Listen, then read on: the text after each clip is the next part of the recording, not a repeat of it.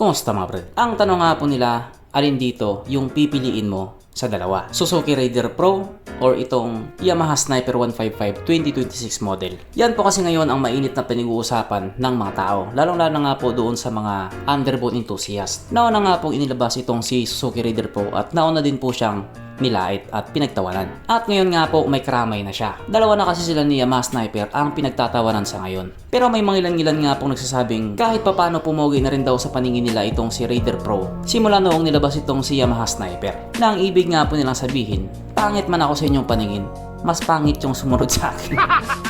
Ganon nga po kalala yung mga sinasabi ng mga tao. Pero syempre hindi pa po dyan nagtatapos yung tunay na laban. Ang tunay na laban nga po is kung sino sa kanilang dalawa yung mas magiging mabenta. Syempre yung mga dealer wala namang pakialam yan sa inyo kung magkarera-karera kayo dyan eh. Ang pinakapakialam nila yung makabenta sila. Yun yung concern nila. Nasa ngayon nga po mukhang nilalangaw, sabi nila. At ngayon nga pong nilabas na itong si Yamaha Sniper, syempre may epekto din yan sa Suzuki Raider Pro. Katulad nga po sa sinabi ng iba na simula nang nilabas itong si Yamaha Sniper, pumogi na sa paningin nila si Suzuki Raider Pro. At yung mga dati nga pong nagdadalawang isip na bumili ng Raider Pro, mukhang bibili na talaga sila sa ngayon. Kasi kapag may nanlait sa kanila, may lalaitin din sila. Hindi nga po natin alam kung ano yung trip ng mga designer na to. Sa ilang araw nga pong makalipas magmula nung nilabas itong Yamaha Sniper, marami pa rin talaga ang nagsasabing pangit siya. Pero may mga tao na din naman pong nagsasabing habang tumatagal mas na-appreciate nila yung muka ng Yamaha Sniper or itong bagong Yamaha Sniper. Lalong-lalo na nga po yung mga taong nakita nila ito sa personal.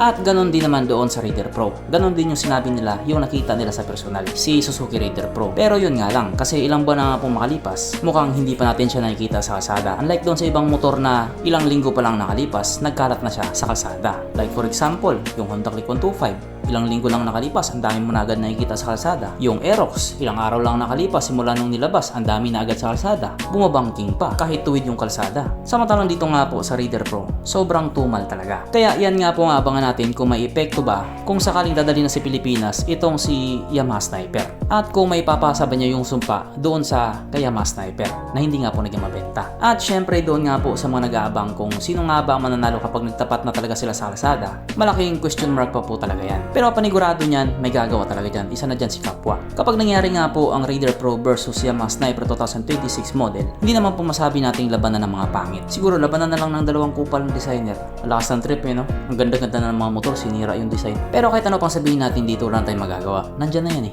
Nasa sayo na lang kung tatangkilikin mo pa ba o hindi. Kasi at the end of the day, pera mo pa din naman yan. Ikaw pa din naman ang masusunod yan. At hindi lang naman yung dalawang yan, yung underbone. Ang dami-dami mo pang pagpipilian. Try mo din yung mga made in China. Malay mo, magustuhan mo. Mas mura pa. Kumbaga, ikaw na ang bahala. Matanda ka naman na eh. Your body, your choice. Hindi kasali yung mga nagpapabilis na mama. Okay, bye.